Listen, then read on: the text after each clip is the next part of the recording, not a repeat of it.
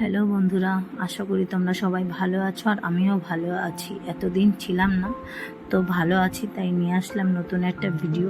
তো আমি ভিডিও অনেক দিন আগেই করে রেখেছিলাম, বাট কিছু পরিস্থিতির জন্য আমি ভিডিওগুলো দিতে পারিনি। কারণ জুন মাস থেকে টানা জুন জুলাই এই দুটো মাস আমার জীবনে এই বছরের 2024-এর কালই বলতে পারো। কারণ আমার জীবনটা পুরো উলট পালট করে দিয়েছে এই জুন জুলাই। যাই হোক, আমার জীবন থেকে অনেক কিছু হারিয়ে গেছে, অনেক কিছু পেয়েছি, আবার অনেক কিছু হারিয়ে গেছে। এখন কি বলবো, আর কিছু বলার নেই। যেটা হারিয়েছি সেটা ভালোই হয়েছে, আর যেটা পেয়েছি সেটা আমার সুখেরই পেয়েছি। যাই হোক, তো বিকেলবেলা চলে আসলাম তোমাদের কাছে আমার কথাগুলো বলার জন্য। আমার খুব ইচ্ছে করছিল, অনেক দিন আগেই বলার ইচ্ছে ছিল, বাট আমি পারিনি। যাই হোক, আমি অনেক দিন আগেই ভিডিওটা করেছিলাম, পোস্ট করবো বলে করতে পারিনি। আজকে দুঃখের কথাগুলো বলে যে তোমাদের সঙ্গে ভিডিওটা পোস্ট করব, আমি সেটা ভাবিনি কোনো দিনও। যাই হোক, আর অনেকে যারা আমাকে পছন্দ করে না তারা হয়তো ভাবতে পারে সোশ্যাল মিডিয়ায় সিম্পাথি পাওয়ার জন্য আমি সোশ্যাল মিডিয়ায় এগুলো শেয়ার করছি। না, ওরকম কিছু না। যে ভালোবাসে তার পাশে মানুষ সবসময় থাকে, আর যে ভালোবাসে না তাকে হাজার সিম্পাথির দুঃখের কথা বললেও সে আমাকে হাত বাড়াবে না, তাই তো। যাই হোক বন্ধুরা, এমনই একটা দুর্যোগ আমার জীবনে এসছে, আমি ভাবিনি কোনোদিন। তো চলে আসলাম বাড়িতে এসে জানতে পারলাম কাকা কাকিমার অ্যানিভার্সারি।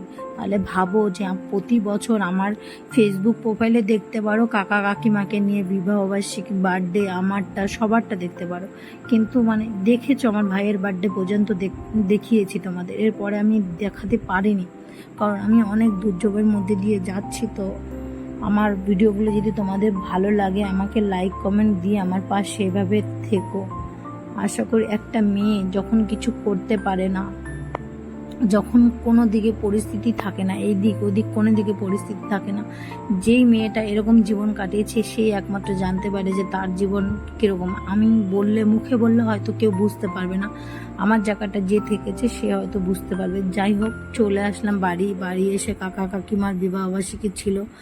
একটু মনটা খারাপ হয়ে গেছে যে জানতে পারিনি, কিছু করতে পারিনি, সারপ্রাইজও দিতে পারিনি, কিছুই করতে পারিনি। যাই হোক, ঈশ্বরের কাছে প্রার্থনা করি ওরা যেন হাজব্যান্ড ওয়াইফ এইভাবেই থাকে।